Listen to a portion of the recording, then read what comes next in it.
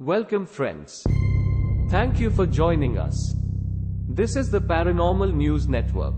And now it's time for another story of paranormal interest. Today's story is entitled Turning Point. As a skeptic, I never believed in ghosts. That is, until I moved into a centuries-old house in the English countryside. It was a grand and picturesque home with sprawling gardens, and a history that could be traced back to the 1700s. The first few months were uneventful, but after I started remodeling one of the upstairs bedrooms, strange things started happening. Doors would creak open and shut on their own, and footsteps could be heard in the hallways at night. But the scariest incident happened on a stormy evening in October. I was sitting in the living room reading a book when I heard a faint whisper. I assumed it was just the rain or wind, but then the whisper grew louder, almost like a hiss. Suddenly, the room turned icy cold and a figure materialized in front of me. It was a woman, dressed in Victorian-era clothing, with a ghostly pallor and an expression of pure anger on her face. I tried to scream, but choked, and so no sound escaped my throat. The apparition disappeared as quickly as it had appeared, but the room remained cold and foreboding. I knew then that I had experienced something beyond explanation. As the days went on, the ghostly sightings continued. I saw a young girl in a filthy pink dress skipping through the gardens, a shadowy figure lurking in the attic, and even heard a disembodied voice whispering in my ear a few other times. Despite the occasional terror, I became obsessed with the ghosts. I spent countless hours researching the history of the house and the area, trying to uncover who these spirits might be and what they wanted. It was only then that I discovered the gruesome truth.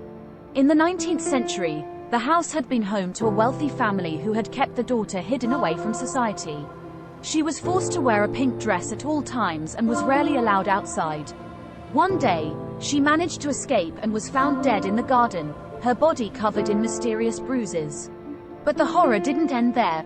I learned that sometime in the 70s, a group of teenagers had broken into the house and performed a séance. They had unwittingly awakened the restless spirits, trapping them in a never-ending cycle of fear and torment.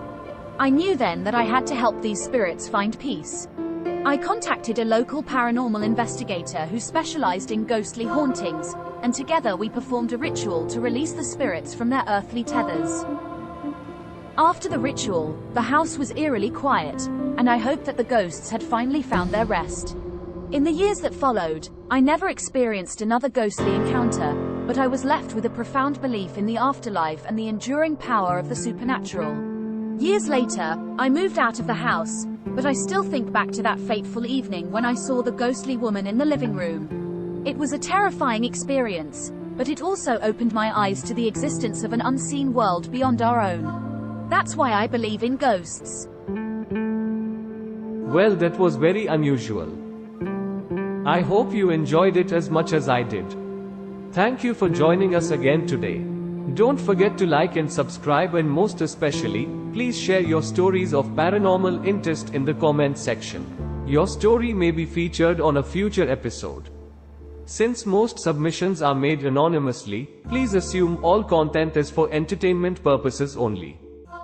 Any resemblance to persons living or dead should be considered coincidental. And the dead should not be disturbed for any reason.